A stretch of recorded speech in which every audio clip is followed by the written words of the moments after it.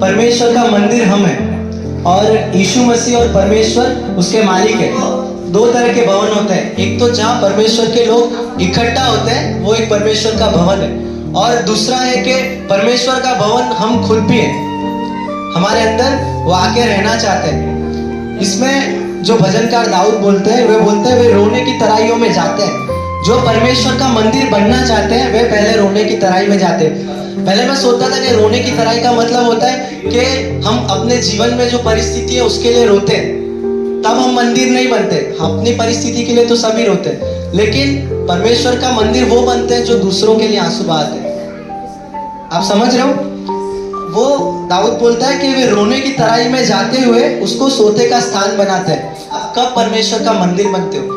जब हर बात में हम परमेश्वर के आगे दूसरों के लिए, अपने लिए तो सब जीते, दूसरों के लिए आंसू बहाते हैं, तब हम परमेश्वर का मंदिर बनते हैं। और जब हम कलीसिया में आते हैं तब हम एक पत्थर बनते हैं और सब मिलकर के एक कलीसिया बनती है। उसका अगर देखो, अगर पैर में अगर लगाए तो हम चल नहीं पाएंगे। इसी तरह यीशु मसीह तभी काम करेंगे जब हम सब जुड़ के एक साथ देह बनेंगे। उसका सिर यीशु मसीह है, तब वो काम करेंगे। और रही बात, कई बार हम क्या करते हैं कि हम भी उस याजक की तरह बन जाते हैं। एक अधमरा पड़ा है तो हमको वचन सुनना है, हम जा रहे हैं, लेकिन हमको सामरी बनना है, हमारे व्यवहार में सामरी बनना है। अगर वो सामरी भी सोच लेता मेरे को आज चर्च के लिए लेट हो रहा है, मैं जा रहा हूँ, तो वो अधमरा पड़ा रहता। जीवन में कई बार ऐसे लोग होते हैं, हमारे समाज में, हमारे खुद के घर में होते हैं। हम बोलते हैं, बाहर प्रचार करते हैं, लेकिन हमारे घर में भी ऐसे लोग होते हैं। हमें पहले उनके लिए आंसू बहाना है।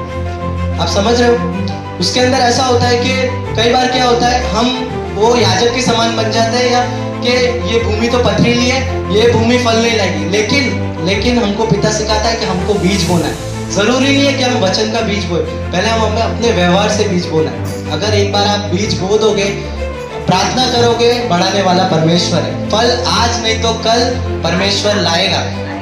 हालेलुया। आप समझ रहे हो? हमको बीज बोना है।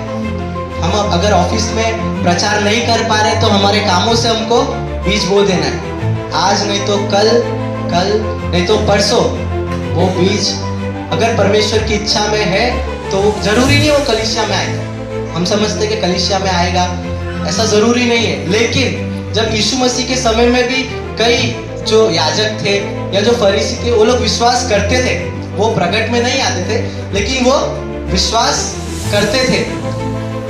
आप समझ रहे हो कैसे परमेश्वर का भवन बनता है? हम पहले खुद में भवन बनते हैं, अपने अंदर में भवन बनते हैं, फिर हम कलीसिया में एक पत्थर बन के जुड़ते हैं। परमेश्वर के भवन के दो प्रकार हैं। एक तो हम खुद भवन बनते हैं। अगर सच बता रहा हूँ, लोग आपसे बात करेंगे कि 5 मिनट बात कर, मेरे को अच्छा लगता है। मैं मजाक नहीं कर रहा, मैं सच बोल रहा हूँ। परमेश्वर के भवन जब हम बनते हैं, वो शांति, यीशु मसीह की शांति हमारे अंदर आती है। लोग भले आपको लोग बोलेंगे आपको, जब जानेंगे कि यीशु मसीह को मानता है तो नफरत तो करेंगे वो लोग, क्योंकि यीशु मसीह बोलते हैं जब उन्होंने हरे पेड़ के साथ ऐसा किया तो फिर हम लोग तो सूख जाएंगे, तो हमारा साथ तो क्या करेंगे। लेकिन फिर भी हमें शांत रह करके अपने परमेश्वर के भवन में आना है, क्योंकि दाऊद बोलता है कि क्योंकि तेरे आंगनों में का एक दिन और कहीं के 1000 दिन से उत्तम है दुष्टों के डेरों में वास करने से अपने परमेश्वर की भवन की डेवड़ी पर खड़ा रहना ही मुझे अधिक भावता है।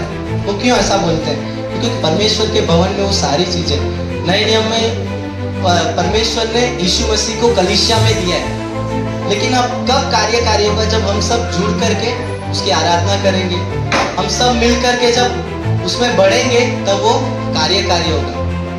इसलिए दाऊद बोलता है कि कहीं के 1000 दिन से उत्तम है परमेश्वर के भवन का वो एक दिन। आप सबको जय मसीह की।